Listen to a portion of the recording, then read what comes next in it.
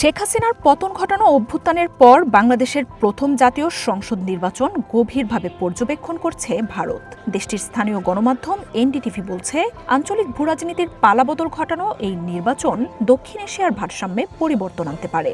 নিজেদের জাতীয় নিরাপত্তার জন্য ভোটের দিকে দৃষ্টি রাখছে দিল্লি। গণমাধ্যমটি বলছে, ভারতের দিক থেকে গুরুত্বপূর্ণ ও আন্তঃসম্পর্কযুক্ত তিনটি উদ্বেগ রয়েছে। অবৈধ অনুপ্রবেশ, মাদক চোরাচালান ছাড়াও সম্ভাব্য পাকিস্তান, চায়না, বাংলাদেশের অক্ষ দক্ষিণ এশিয়ায় ভারতের অবস্থান দুর্বল করে তুলতে পারে। এছাড়াও বাংলাদেশের সংখ্যালঘুদের নিয়েও শঙ্কার কথা জানাচ্ছে দেশটি।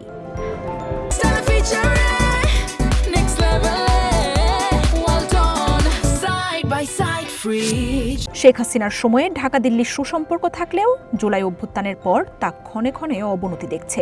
বিশ্লেষকরা বলছেন, আওয়ামী লীগের সাথে সম্পর্কে বেশি আগ্রহী হলেও অদূর ভবিষ্যতে বাংলাদেশের নতুন নীতি নির্ধারকদের সাথেও কাজ করবে ভারত।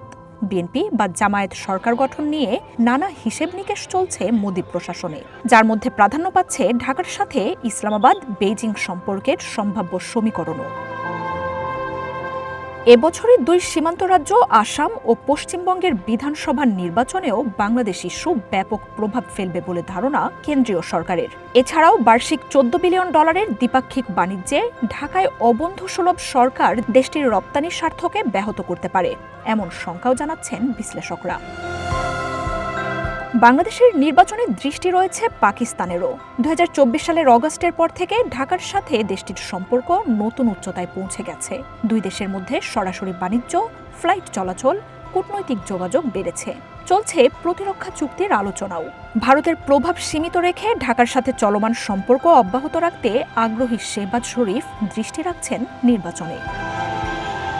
বিভিন্ন সরকারের সময়ে চায়নার সাথে সম্পর্কে তেমন কোনো পরিবর্তন দেখা যায়নি।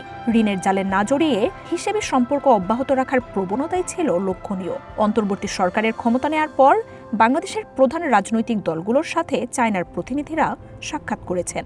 আটলান্টিক কাউন্সিলের সিনিয়র ফেলো মাইকেল কুগেলম্যান বলছেন, বাণিজ্য ও বিনিয়োগের গুরুত্বপূর্ণ অংশীদার বাংলাদেশের নির্বাচন গুরুত্ব দিয়েই পর্যবেক্ষণ করছে বেইজিংও।